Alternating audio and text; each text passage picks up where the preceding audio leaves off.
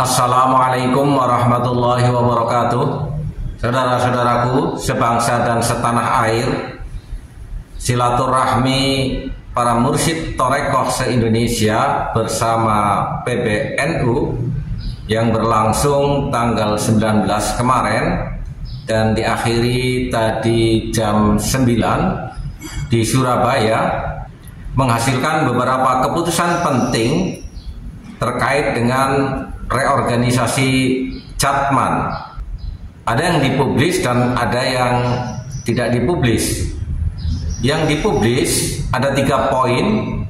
Yang pertama, bahwa kepengurusan Jatman di bawah Lutfi bin Yahya sudah demisioner, habis masa jabatannya.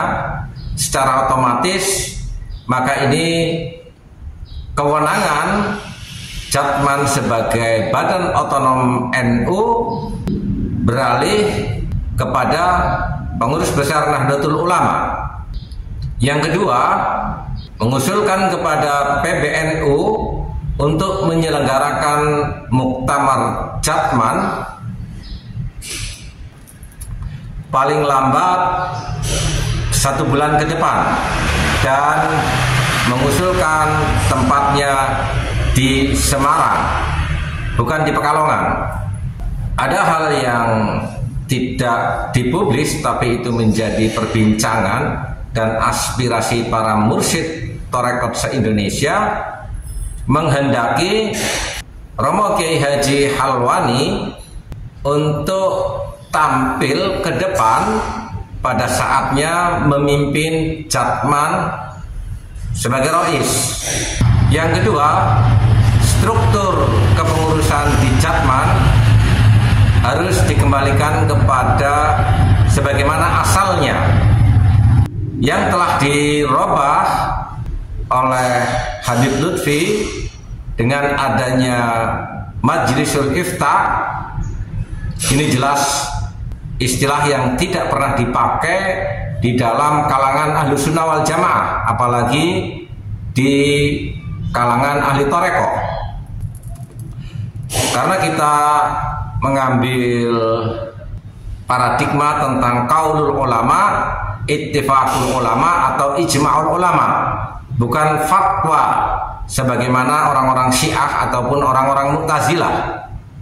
Yang lebih tepat untuk Jatman adalah Majlisul Ifadah, Sahibul Fadilah. Jadi bukan Majlisul Iftah. Ini bukan ranah para sufi. Para fuqaha di jajaran Ahlus Sunnah sendiri tidak menggunakan idiom fatwa, tetapi kaul. Karena fatwa berimplikasi siapa yang mengangkat seseorang itu menjadi seorang mufti, dan fatwa berimplikasi harus diikuti karena itu bagian daripada Sabdo Pandito Ratu Ulil Amri. Ada problem-problem yang harus diselesaikan dengan menggunakan istilah fatwa, akan berorientasi kepada pemimpinan tunggal atau kultusisasi terhadap siapa seorang rois yang memimpin Jatman. Dan juga ada usulan Roisul Am diganti hanya dengan Rois Jatman, karena ini biar tidak slambruh dengan Rois Am PBNU di jajaran Suriah. Apapun kita menghormati para ulama sufi, tetapi secara organisatoris Jatman adalah badan otonom di bawah organisasi Jamiah Nahdlatul Ulama. Jadi strukturnya juga sedikit harus berbeda. Yang ketiga, dalam bisik-bisik atau bincang-bincang secara aspiratif bisa kita tangkap bahwa para Kabid Dobolowi untuk tidak dimasukkan lagi di dalam kepengurusan Jatman. Di samping secara muru'ah mereka rasis, mengklaim dirinya sebagai orang yang lebih mulia dari pribumi, bahkan menganggap lebih mulia dari ulama. Belum lagi sanad ketorekotannya, mereka termasuk dianggap sumir, tidak jelas benarkah para kabaib yang mengklaim dirinya sebagai mursyid itu mendapat baiat kemursidan dari seorang mursyid. Termasuk Habib Lutfi sendiri tentang ketorekotannya di Sadiliyah juga sampai hari ini kita tracking tidak memiliki rekam jejak. Al-Maghfurlah Mbah Malik membaiat Lutfi sebagai mursyid. Kalau sebagai hubungan guru dan murid, mungkin iya, semua orang menyaksikan bagaimana masa mudanya Lutfi pernah hidup di Purwokerto dan lebih sering ke tempatnya Al-Maghfurlah Mbah Malik. Dan yang menjadi keheranannya lagi, seolah-olah Lutfi ini adalah memiliki otoritas di dalam dunia ketorekotan, sehingga dipersepsikan bahwa Lutfi adalah mursyid dari seluruh torekot yang ada. Kapan sempat wiridannya, kapan sempat suluk, kalau seseorang kok memegang kemursidan seluruh torekot yang ada. Ini menjadi sangat aneh di dalam dunia ketasawufan. Dan ini berarti berakhir pula masa kejayaan Lutfi bin Yahya yang semakin hari semakin arogan, bahkan berani melawan, menentang terhadap keputusan PBNU untuk melakukan acara silaturahmi hari kemarin dan yang diakhiri tadi pagi dengan mengeluarkan surat edaran para mursyid torekot untuk tidak menghadiri undangan NU. Ini sudah melampaui kebatasan kewajaran seorang yang mengaku sufi dan seorang yang hanya ketua Jatman yang merupakan badan otonom dari PBNU. Kekurangan ajaran